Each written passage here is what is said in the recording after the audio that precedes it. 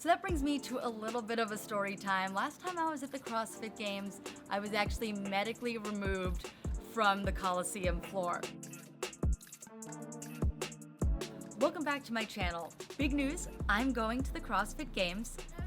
While that may not seem like big news because I've mentioned before that I was planning on covering the CrossFit Games and being there, I've had hotel tickets as well as plane tickets for a long time. I just didn't know what capacity I would be there in. So I have volunteered in the past. I was possibly going to be volunteering this year, but I got approved for a media credential. You can see that right here. So I'm going to be there in that capacity, which I'm super excited about. And that's kind of why I'm talking to all of you about it right now. That means that I'm going to be putting out a lot of content. I was hoping to put out a lot of content, but if I was there as a volunteer, the amount of content would be a little bit more limited because I was going to have other priorities. Now that I'm just going as media, I'm going to be able to put out as much content as I want, and that is really exciting. So one of the goals I have is putting out a vlog every day.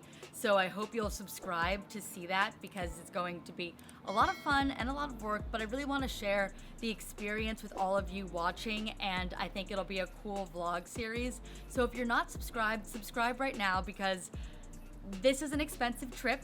I don't make any money from YouTube, but you can make money from YouTube once you have 1,000 subscribers. I'm not quite there yet, but if you're watching this and you want to help support me and support this journey of trying to create some content here in the CrossFit space, throw me a subscription. That helps more than you know, so I would really love that. So vlogs every day during my time at the CrossFit Games. I'm going to be there from the 3rd to the 7th. Might be some extra vlogs right before and right after, so make sure you look out for all of that content. I also hope that I'll be able to sort of get some content for the future, so accumulate a lot of stuff and put that together in more of a documentary type style content that I'll put out throughout the weeks and maybe months after the games. So I'm really excited to see what I get there and what I can build from that experience and what I can share with all of you guys. If there's something you want to see at the CrossFit Games specifically, leave me a comment. I'm going to try to get some stuff, the games content, of course, but then also outside of the games, in Vendor Village, things that are going on there, just as much as I can get from the whole experience. And I'm excited to show it to you. So it's going to be a good couple of weeks of content here on my channel. So I've mentioned that I went to the CrossFit Games before, and the first couple times I was there, I just went as a fan. The first time was 2014. I had just started CrossFit about a month prior to going to the games. I had previously planned a trip to LA before I had even been CrossFitting, and the games were in Carson, California at that time.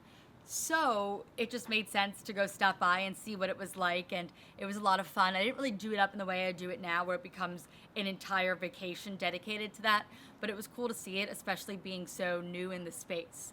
I was also there in 15 and 16 as just a fan of the sport. 17, I believe, is when it went over to Madison, Wisconsin, and I went to that one as a volunteer. I was living in Minnesota at the time, so I was able to drive, which was awesome because you can get around easier. You can get from your hotel to the venue, so it was super convenient.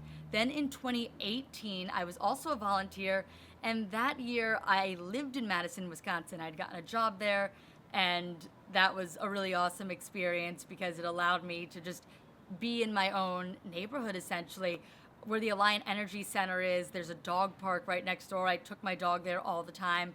So it was a cool event just right in my hometown. That was pretty awesome.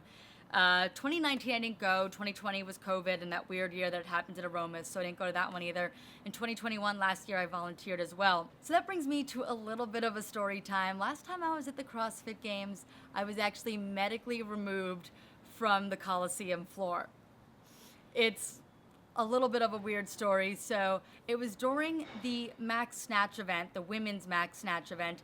I think we've all seen that really awesome video of Annie Thorisdottir hitting that postpartum PR.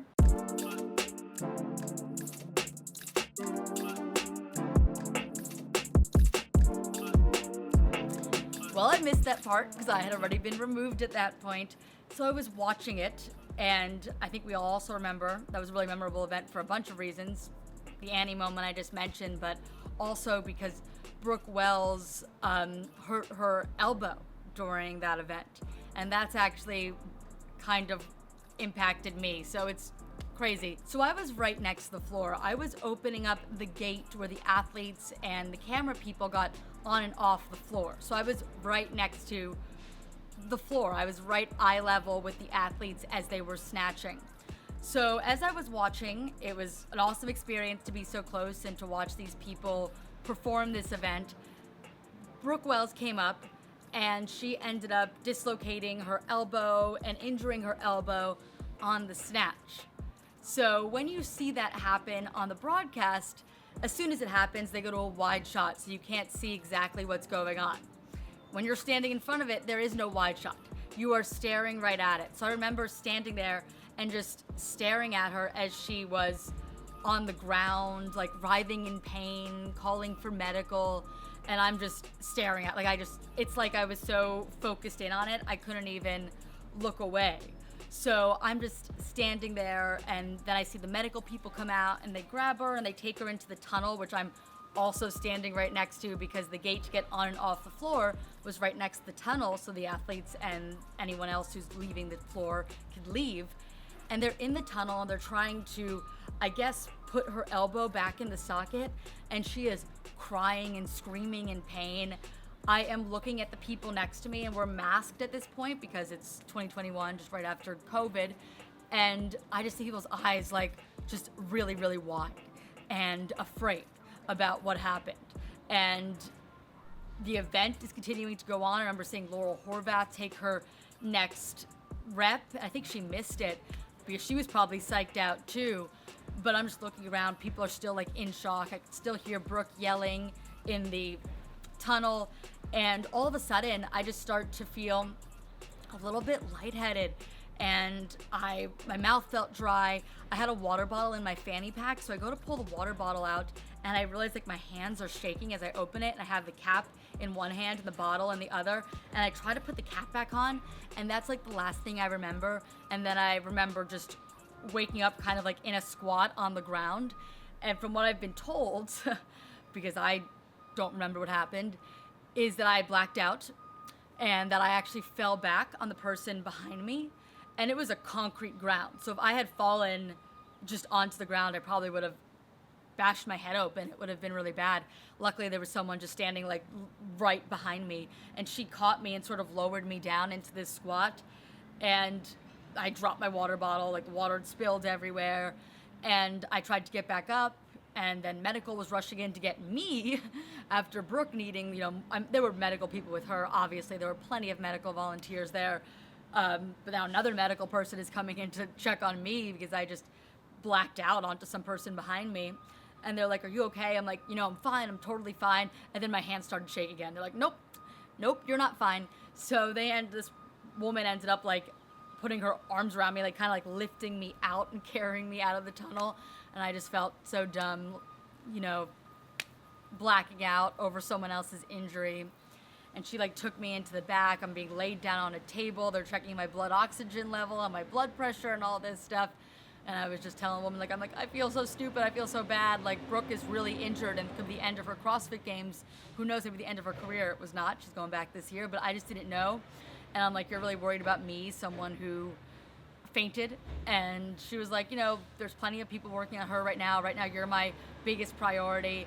So it was really nice that people were so kind about it. But then I also felt bad because I'm like, I just dumped water all over the ground. What if Dave Castro is mad at me?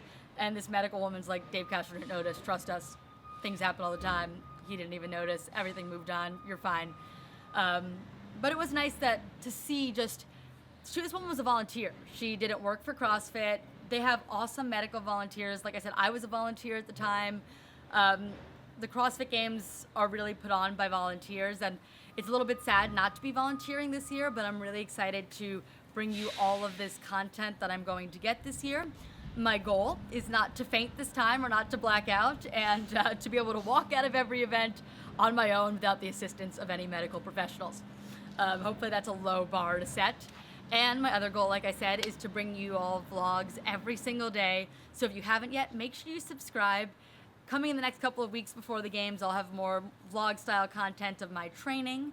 Today, this is just kind of a sit-down video and story time, sort of explaining what's to come, and that little story about my last experience at the CrossFit Games. Hopefully the memories this year are a little bit better, but it was still an awesome experience. My volunteer heads were awesome about it and were so kind and so worried about me, which I appreciated, even though I felt, really stupid in the moment to be to have fainted over someone else's injury. Oh, I will also say that I was talking to someone afterwards in a medical unit, and they told me they had multiple calls of people in the stands who also blacked out after seeing it. So at least I know I'm not the only one.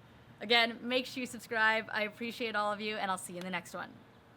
Also, this little guy, Carson, he's actually named after CrossFit in a way. He's named after Carson, California, where the CrossFit Games used to be before they were in Madison. Say bye, Carson. Say bye to the vlog. Bye.